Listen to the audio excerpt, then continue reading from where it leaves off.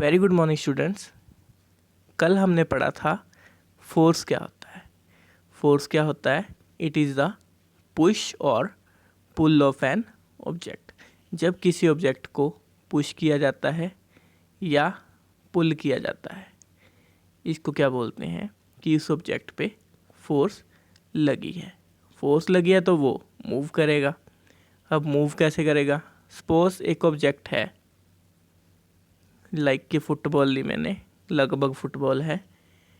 अगर मैं इस डायरेक्शन में फोर्स लगाता हूँ तो ये बॉल इसी डायरेक्शन में मूव करेगी। एंड अगर अब मैं इसकी डायरेक्शन चेंज कर दूँ, इस तरफ फोर्स लगाऊं, तो ये इस तरफ मूव करेगी। इसका मतलब क्या है? यहाँ से क्या हमें पता चला कि जिस डायरेक्शन में हम फोर्स लगा रहे हैं, ऑब्जेक्ट उसी डायरेक्शन में मूव करेगा।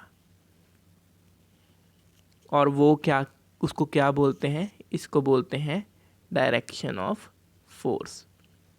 ओके जी। अब हमारे पास ऑब्जेक्ट दिया हुआ है। हमने पढ़ा कि जिस डायरेक्शन में फोर्स लगे वो क्या होती है? उसकी डायरेक्शन ऑफ फोर्स। बट क्या हमेशा एक ऑब्जेक्ट पे एक ही फोर्स लगती है? एक ही डायरेक्शन में फोर्स लगती है? नो। हो सकता है इस ऑब्जेक्ट पे कई फोर्सेस लगे। कैसे? सपोज ये फुटबॉल दी हुई है हमारे पास। ओके, तो एक बॉय इधर से आया B1, इसने इधर से किक मारी बॉल को। बट साथ के साथ दूसरी साइड से एक बॉय आया, उसने भी सेम टाइम पे उसको किक मारी। थर्ड टाइम पे इधर से भी एक बॉय आया, इसने इधर से किक मारी। तो इस बॉल पे सेम टाइम पे 3 फोर्सेस एक्ट हुई। तो अब इसका रिजल्टेंट कैसे निकलेगा? किधर को जाएगी बॉल? जब हमने एक डायरेक्शन में पढ़ा था तो ये बॉल को इधर जाना चाहिए था, बट ये भी तो लगा रहा है फोर्स, इसने भी तो फोर्स लगाई है, तो ये इधर को मूव होना चाहिए था। बट इसने भी फोर्स लगाई है, नीचे वाले ने, तो यानी कि ये इधर को भी मूव करना चाहिए था। बट ऐसा कुछ नहीं हुआ। तो हुआ क्या, हम वो देखेंगे। ठीक है जी। तो हमारे पास क्या होता है कि जिस डायरेक्शन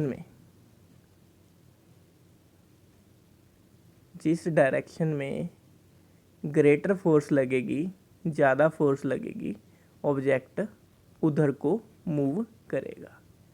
अच्छा देखिए कैसे।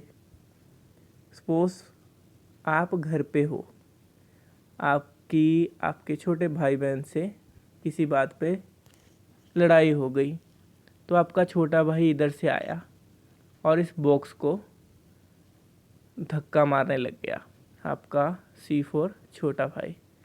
ठीक है जी।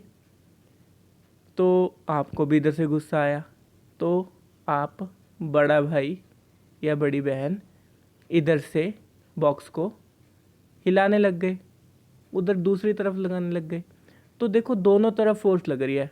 अब देखो, आप खुद सोचो कि आप बड़े हो, वो छोटा है, तो बॉक्स किधर को मूव करेगा? ऑब्वियसली इधर को। ठीक है जी। क्यों? क्योंकि आप उससे ज़्यादा फोर्स लगा रहे हो, तो ऑब्जेक्ट उधर ही मूव करेगा जिधर को फोर्स ज़्यादा लगेगी। तो बॉक्स मूव कर जाएगा इस तरफ। ठीक है जी। तो हमने पढ़ा कि जिधर फोर्स ज़्यादा लगेगी, ऑब्जेक्ट उधर को मूव कर जाएगा। ये तो हो गया ऑपोजिट डायरेक्शन में। ठीक है। देखो, जब ऑब्जेक्ट ऑपोजिट डायरेक्शन में है, जब ऑब्जेक्ट सेम डायरेक्शन में जा रहे हैं तो क्या होगा? तो ग्रेटर फोर्स का कोई मीन नहीं रह जाएगा, ऑब्जेक्ट सेम डायरेक्शन में ही मूव करने लगेगा। ठीक है जी, चाहे ऐसे लगा लो जिधर फोर्स ग्रेटर होगी उधर को ही मूव करेगा। दोनों केसेस में इधर चाहे जो मर्जी बड़ी हो, ये वाली बड़ी हो चाहे ये वाली बड़ी हो, मूव तो उसने उधर को ही करना है। ठीक है जी। नाउ और नेक्स्ट टॉपिक इज कि अगर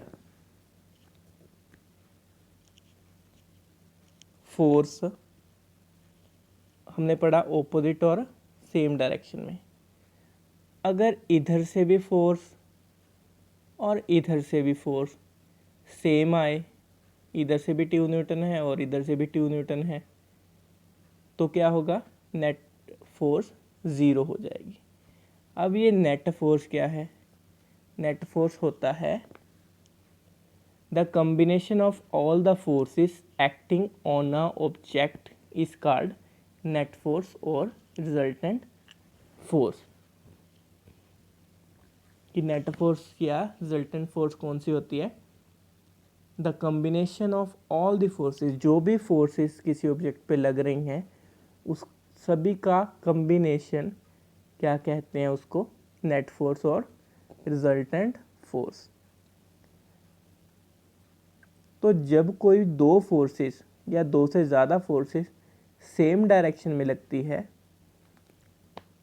तो नेट फोर्स क्या हो जाती है, इनका ऐड। सपोज कोई बॉक्स को हम 2 न्यूटन की फोर्स से इधर को मूव कर रहे हैं और हमारी हेल्प के लिए एक और पर्सन उसी बॉक्स को 3 न्यूटन फोर्स से सेम डायरेक्शन में मूव करवा रहा है, तो नेट फोर्स या टोटल फोर्स कितनी हो जाएगी, 3 + 2 5 newton in the case of same direction. चाहे सेम डायरेक्शन लेफ्ट साइड हो या राइट साइड, बस डायरेक्शन सेम होनी चाहिए। और इन द रिजल्टेंट वो मूव किधर को करेगा, उसकी डायरेक्शन किधर को होगी, in the same direction as it was moving. Okay जी। उसके बाद एक पॉइंट और है कि जो नेट फोर्स होती है हमारे पास, वो मैग्नीट्यूड का नेट,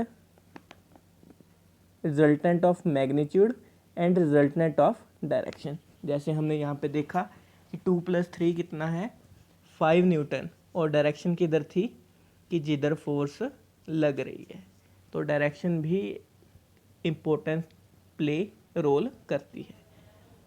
अच्छा, अब अगर forces are acting on an object from opposite direction, अगर सपोज करो हमारे पास ये बॉक्स दिया हुआ है, तो एक राम है जो इस बॉक्स को 5 न्यूटन की फोर्स से राइट साइड को धकेल रहा है, और इधर से श्याम है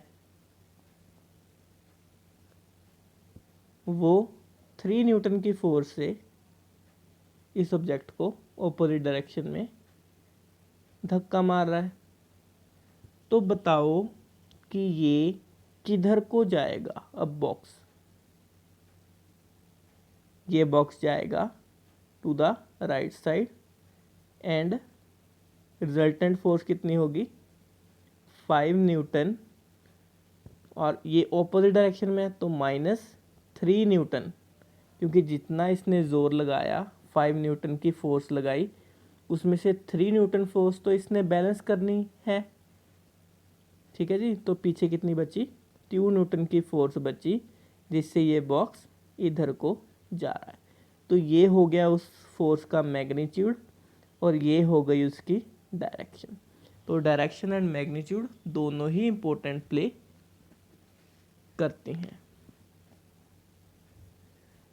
नाउ अगर हमारे पास अब कोई बॉक्स है और दोनों तरफ सेम फोर्स एक्ट कर रही है, सपोज 3 न्यूटन, तो ये बॉक्स किधर मूव करेगा, किधर को भी नहीं जाएगा।